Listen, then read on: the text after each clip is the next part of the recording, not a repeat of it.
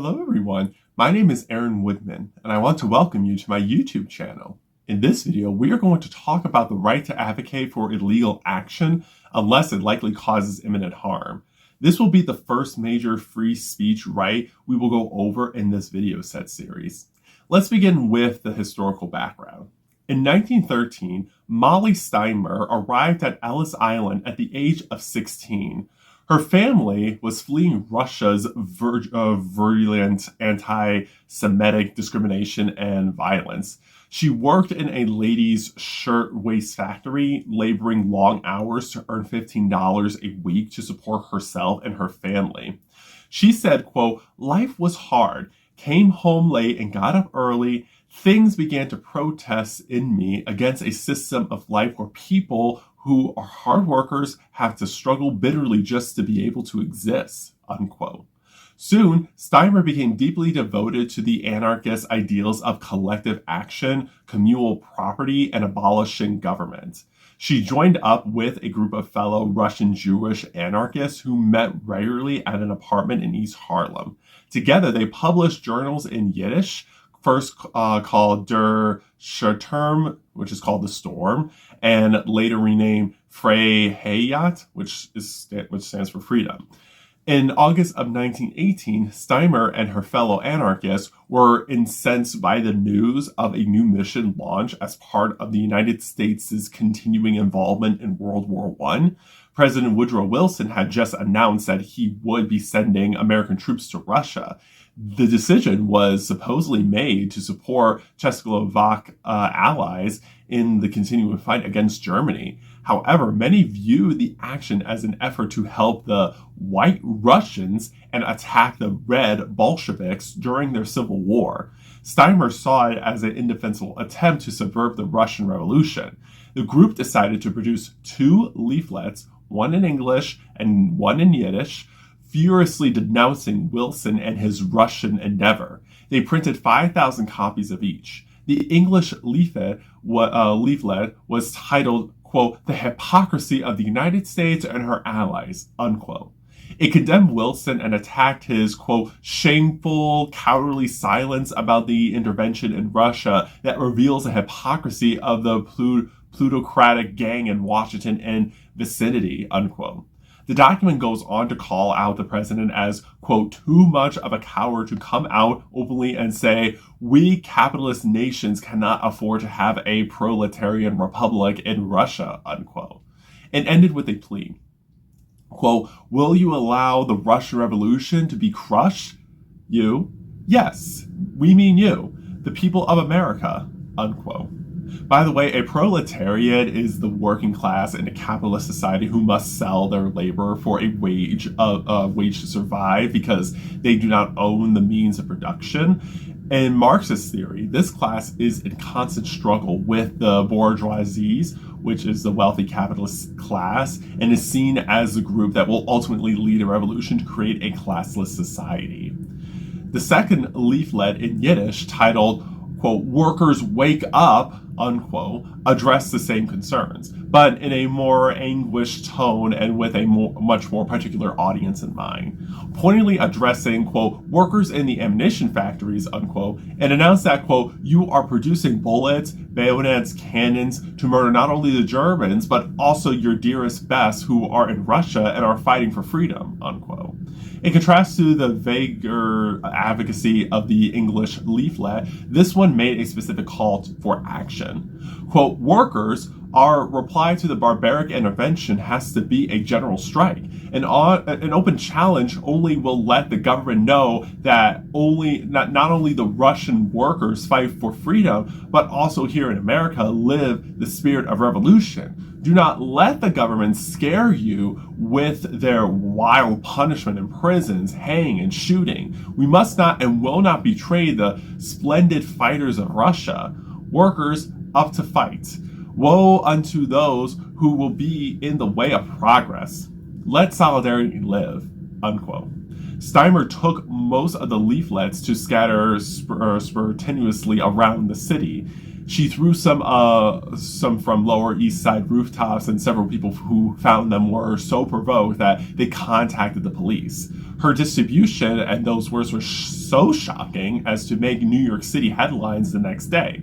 On August 23rd, 1918, Steimer took another batch to the factory she worked at and tossed several out the bathroom window. Although they could not read the Yiddish words, workers went to the police, who conducted a floor-by-floor search of the building. They found that an employee of the American Hat Company, Hyman Runsky, had punched in earlier than usual that day. Rosinski revealed that he was scheduled to pick up more leaflets from the group that evening on East 104th Street. Staking out the rendezvous point from nearby doorways, the police ultimately nabbed Steimer and all the other group members one by one. The interrogations at police headquarters ranged from civil to violent. Steimer claimed that Lachkowski, Lippman, and Schwartz were severely beaten. By early the next morning, all of them confessed to their involvement without implicating one another. The defendants were charged with violating the Sedition Act, enacted just 3 months earlier, which made almost all speech critical of the government a crime. Specifically, they were accused of conspiring to, quote, unlawfully utter, print, write, and public disloyal, scurrilous, and abusive language, unquote, about the U.S. government that was intended to bring it, quote, into contempt, scorn, contumely, and disrupt, and to incite, provoke, and encourage resistance, unquote, to the war.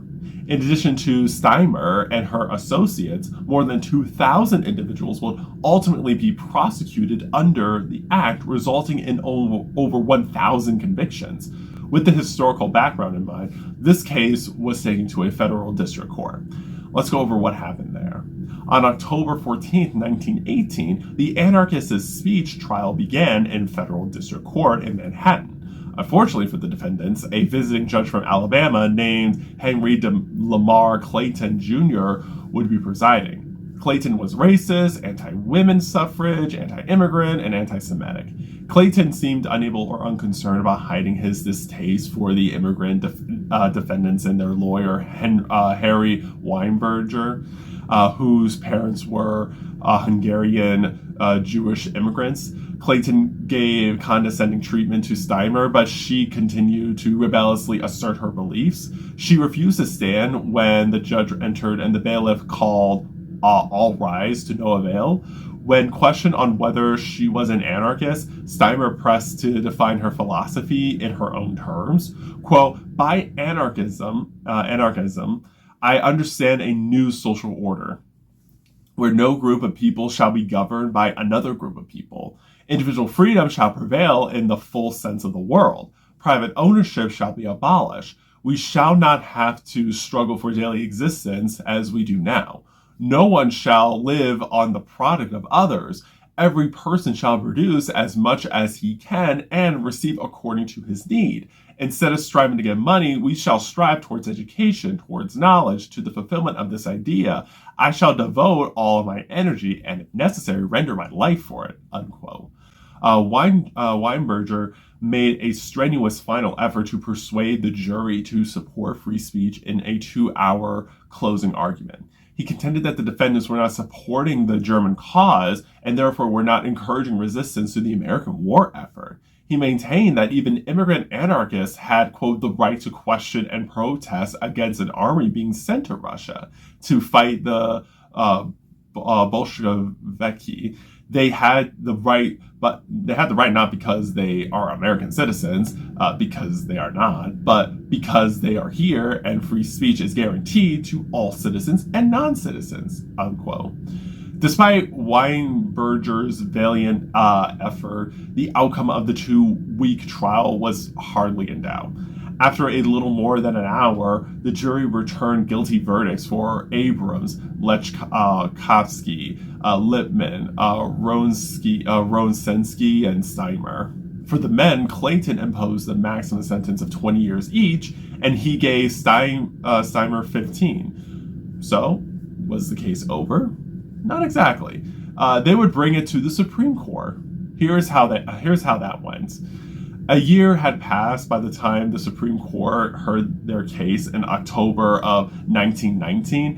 Harry Weinberger summarized his brief in terms that describe a sweeping question. Quote, the point is put up whether or not you have the right to criticize the president and the policies of the government, unquote.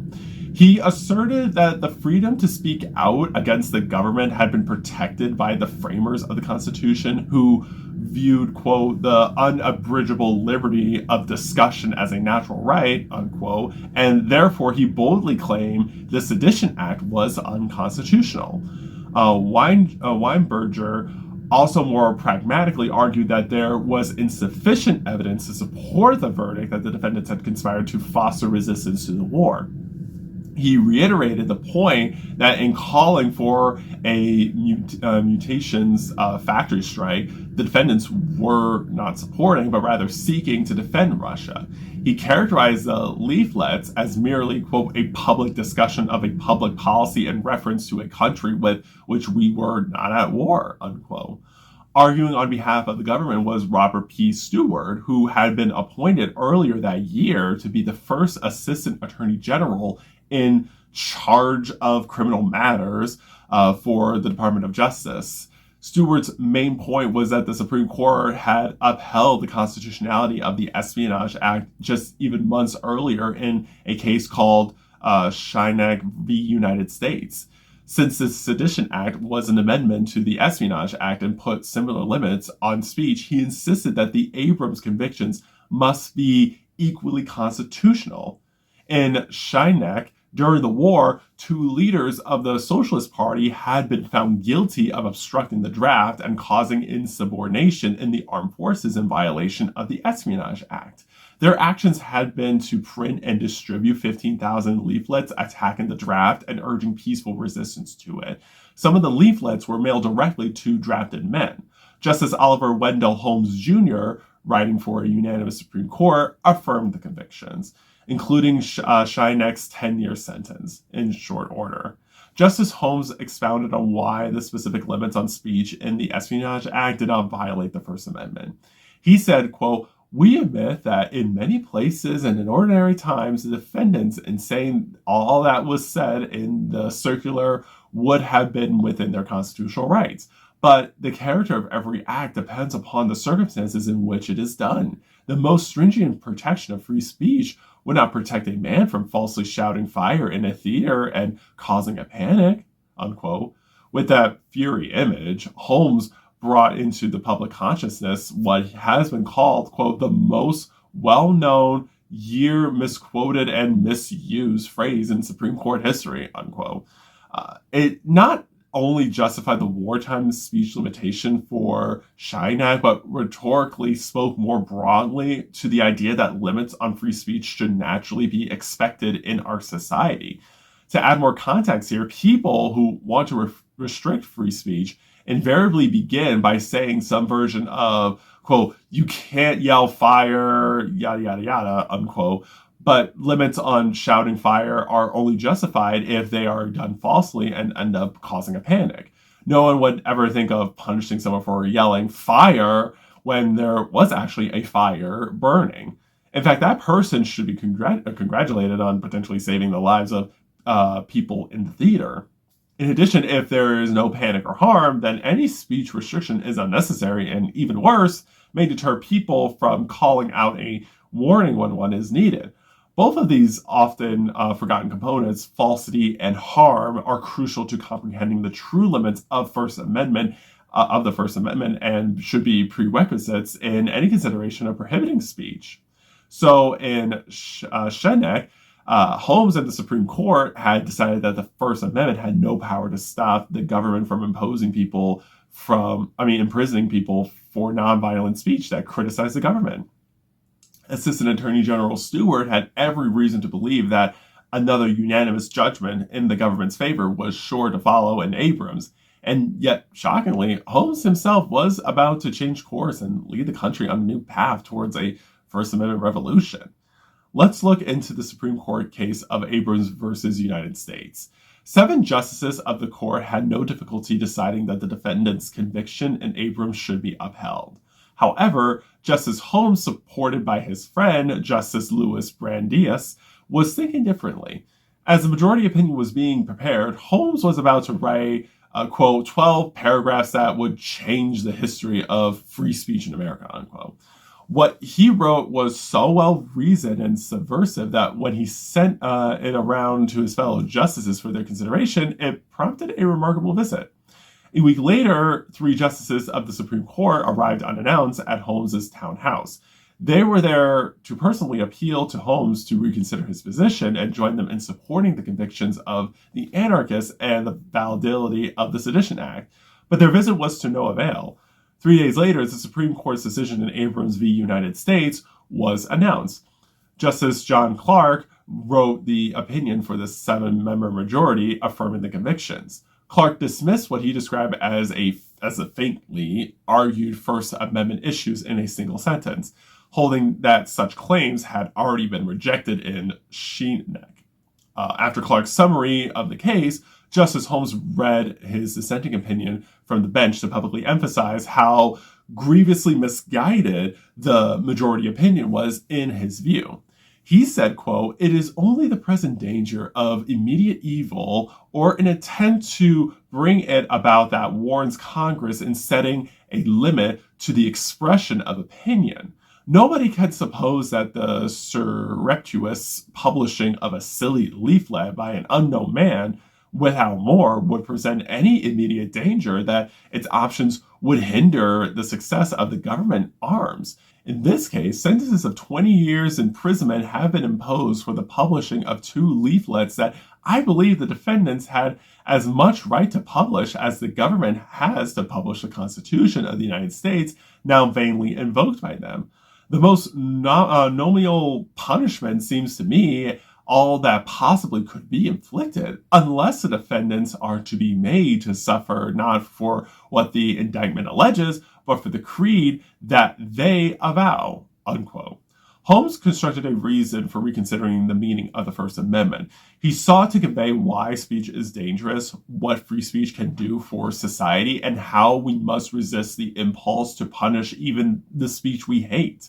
The result is the single most important paragraph in all of First Amendment law.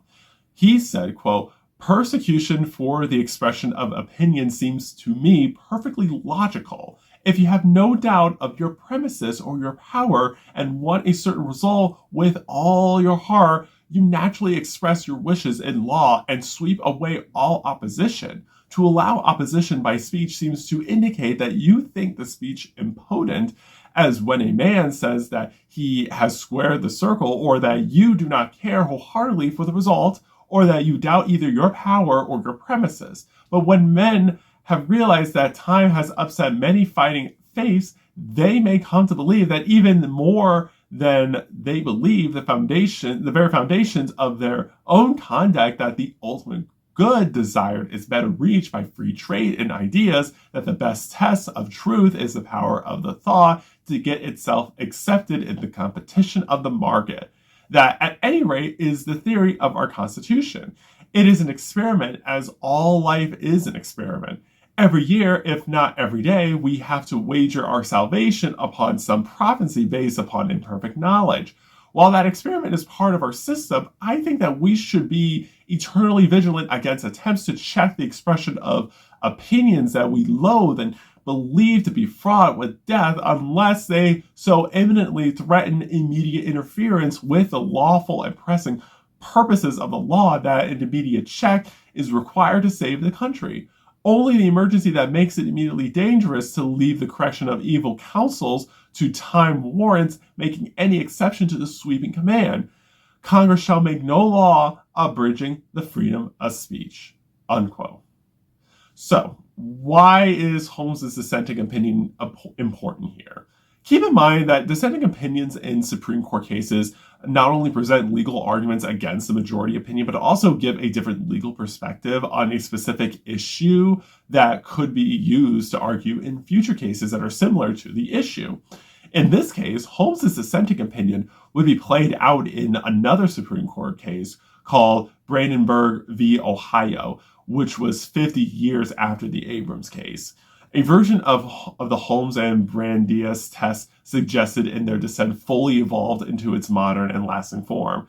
The Brandenburg holding states that only speech advocating illegal conduct that was directed and likely to trigger imminent illegal action is not protected by the First Amendment and therefore can be prohibited as incitement.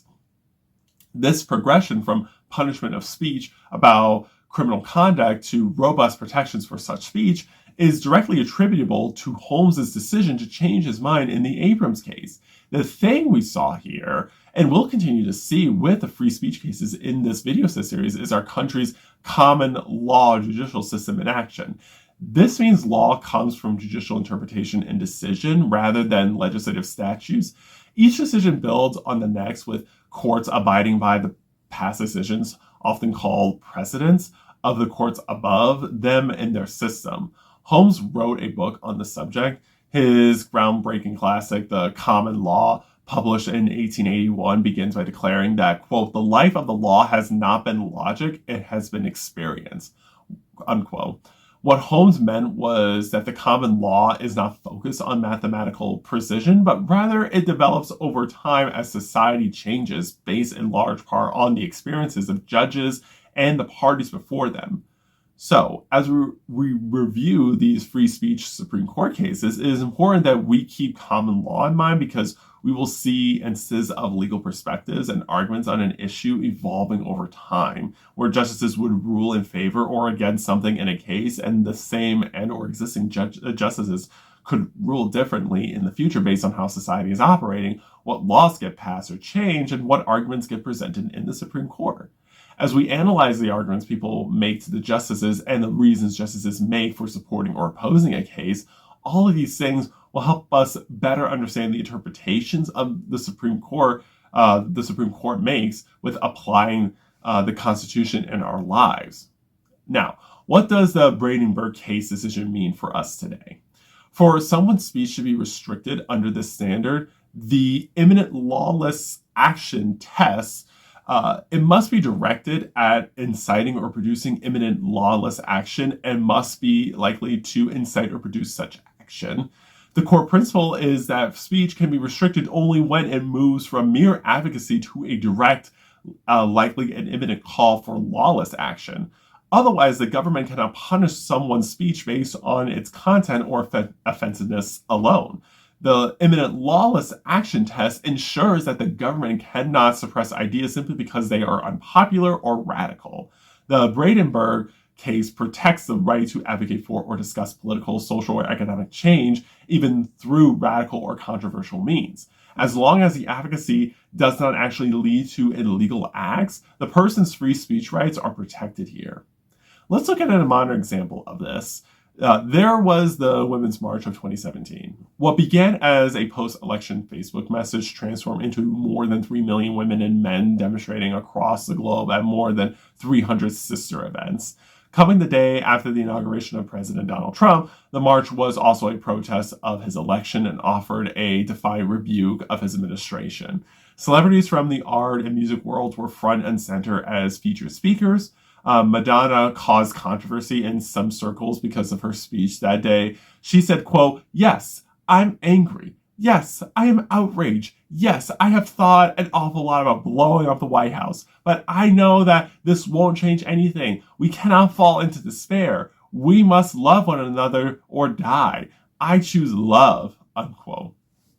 The Secret Service had no comment on her statement, but others thought Madonna should be arrested. Now, over a century ago, she most likely would have been not only arrested, but sentenced to years of jail time. But now the fact is that Madonna's statement would certainly be protected under the Brandenburg's imminent lawless action test, since it was neither, quote, directed to inciting or producing imminent lawless action, unquote, from the crowd, nor, quote, likely to incite or produce such action, unquote. So just because Madonna stated that she thought about blowing up the White House does not automatically mean her free speech rights gets limited unless she seriously worked on destroying the White House and actively compelled people to destroy it. So knowing this Brandenburg case standard is important whenever you advocate for something that would be considered controversial, and making sure you are not crossing a fine line of actively saying something that can likely cause harm to someone. In the next video, we will talk about your right not to speak. Until then, please like this video, subscribe to my YouTube channel, and turn on the post notifications so you will be notified when I post my next video. I appreciate your support. Remember, you are powerful, you are capable, and you are the changemaker our society needs. Thank you so much for watching this video. I will see you soon.